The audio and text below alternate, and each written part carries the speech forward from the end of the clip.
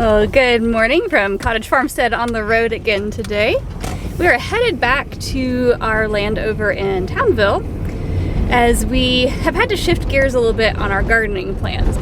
So originally, about 2 months ago, I shared with you a plan for a beautiful English cottage style garden for our front yard. The problem with that is we have not done final grading yet, and we're not sure if we have enough dirt to go around yet. So we're gonna have to come up with a different plan.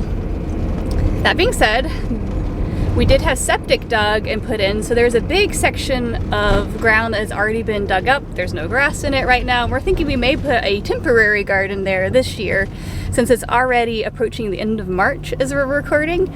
So we definitely need some place to grow this year since we don't have the ideal location available.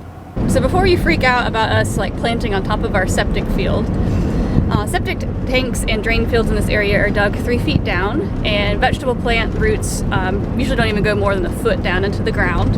And we're also doing no dig, so we're not going to be pulling a tractor over there, we're not having heavy equipment, we're just going to plant in the dirt on the top, and the roots won't even go down far enough. So we're not doing anything major over top of our septic field, and it's all something that could be torn out if necessary.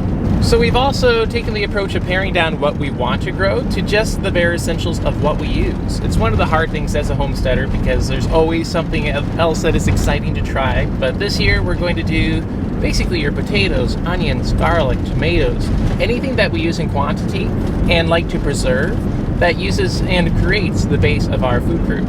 So that's what we're going to be focusing on. That way our time and energy can still be spent on improving the land and getting that ready for livestock, while enabling us to also grow what we can for our vegetable consumption day to day. So as you can see behind us, we have a Prius full of stuff. So one thing we've been doing lately as we've kind of paused on our house building and trying to prep our current home for selling is we've been taking a ton of stuff to the land. So our beautiful white picket fence that you've probably seen around our herb garden at our current house, we've rolled it up with the help of some family and our irrigation lines and brick paths and things that we had that we wanted to take with us. We've been loading up the Prius every single time we're driving this direction so that we are getting all that to our new property.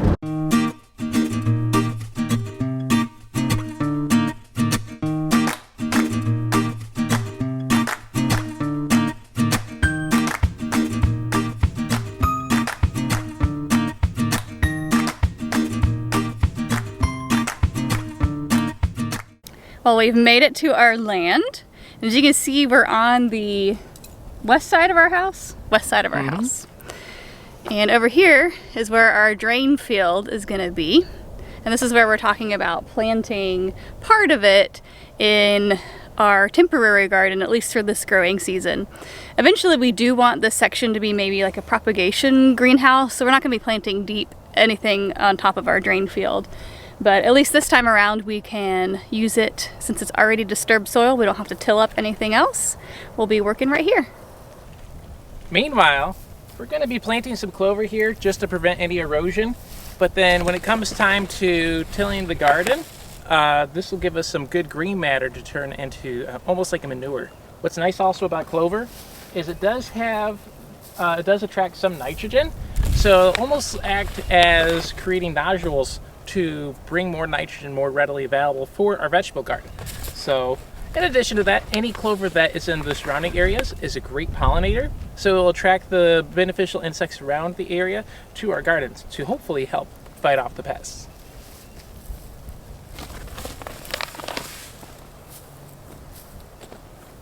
Ultimately, we'd like to progress to a no-till system, but what we mean by tilling with the initial till here for this season is, because we don't have time but we want to get vegetables growing, is just incorporating the organic matter on top and any green manure into the soil. That way it's building up what soil is there, and then we'll plant directly into that, but it'll just be a one-time thing, and then after that we'll progress with broad forking and other methods just to keep the soil loose without any tractor work. So we're able to get used perlite from Grand Green Family Farms as they use it for their microgreens, and then otherwise it's just thrown in the compost. So we'll be dumping some of that here. We also have access to goat manure from a nearby goat farm. So we'll be adding that, incorporating that into what we have, just pure clay soil here. And then we're also going to add a little bit of lime and a little bit of gypsum to get this garden area going. So we are standing on our septic tank right here. So it's right down here below us. House is right behind us. So we are gonna go out from where our septic tank is about a tractor's width, because we are gonna have to do final grading in this around the house. So we're gonna leave space for that, and then we're gonna walk over and we're gonna probably do about the same size garden we had last year at our urban farm location, because we know that grows enough food for us for the year. So for that space, we're looking at close to 600 square feet. It's about 20 by 30.